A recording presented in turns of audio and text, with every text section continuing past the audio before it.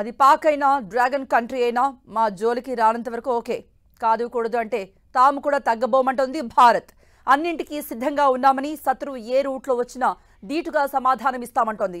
రక్షణ శాఖ మంత్రి రాజ్నాథ్ సింగ్ చేసిన కమెంట్స్ ఒక్కసారిగా హాట్ టాపిక్ అయ్యాయి. చైనాను టార్గెట్గా చేసుకునే ఆయన ఈ కీలక కమెంట్స్ చేశారనే చర్చ జరుగుతోంది.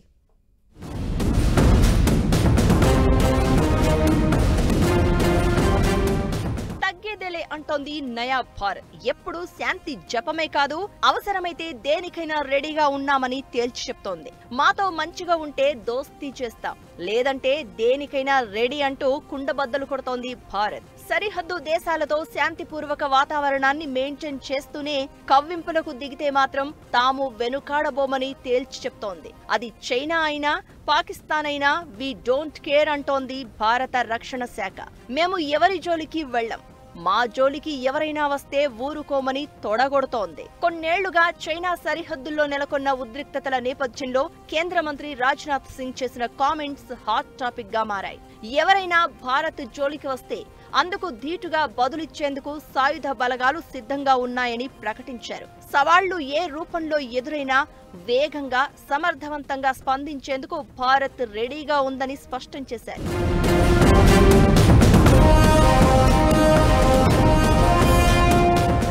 నింగి, నేల, సముద్రం ఏ రూట్లో అయినా ఎవరైనా భారతదేశంపై దాడికి దిగితే మన బలగాలు చాలా శక్తివంతంగా స్పందిస్తాయని అన్నారు రాజ్నాథ్. తాము ఎవరి భూమిని కబ్జా చేయలేదని, కానీ ఎవరైనా భారత్ పై దాడి చేస్తే మాత్రం వాళ్లకు ధీటుగా సమాధానం చెప్పగలిగే స్థితిలో ఉన్నామని తెలిపారు. గత ప్రభుత్వాలు రక్షణ రంగానికి పెద్దపీట వెయ్యలేదని తాను అనడం లేదని, కానీ తాము రక్షణ రంగంలో ఆత్మ నిర్భర్ భారత్ కింద మరింత బలోపేతం చేశామని చెప్పుకొచ్చారు రాజ్నాథ్. రాజ్నాథ్ కామెంట్స్ కేవలం మాటలుగానే తీసుకోలేం.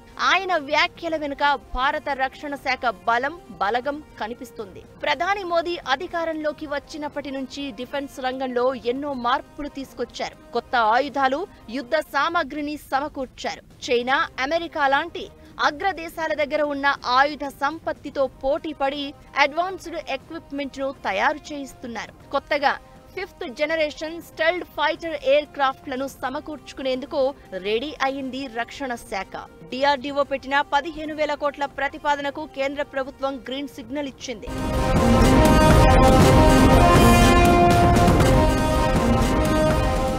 మరోవైపు అమెరికా నుంచి దిగుమతి చేసుకున్న సీహాక్ మోడల్ హెలికాప్టర్లను రంగంలోకి దించింది భారత నేవీ.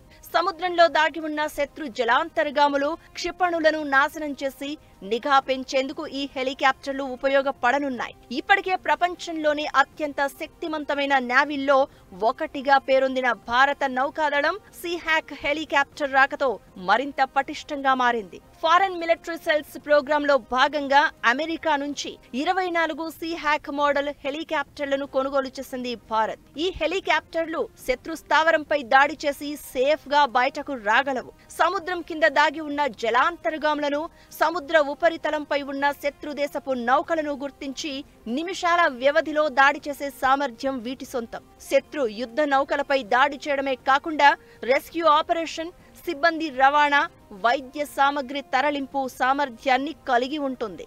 డిఫెన్స్ లో అత్యాధునిక పరికరాలు సమకూర్చడమే కాకుండా బలగాల సంఖ్యను కూడా పెంచింది భారత్. భారీగా ఆర్మీ రిక్రూట్మెంట్ చేస్తుంది. చైనా, పాక్ సరిహద్దుల్లో బలగాలకు లేటెస్ట్ ఎక్విప్మెంట్ ను సమకూర్చింది. అందుకే అన్నింటికీ సిద్ధమంటూ కామెంట్స్ చేశారు రాజ్నాథ్. శత్రు దేశాల బలాలతో పాటు మన సత్తాను బేరీజు వేసుకునే ఈ కామెంట్స్ చేశారు రాజ్నాథ్.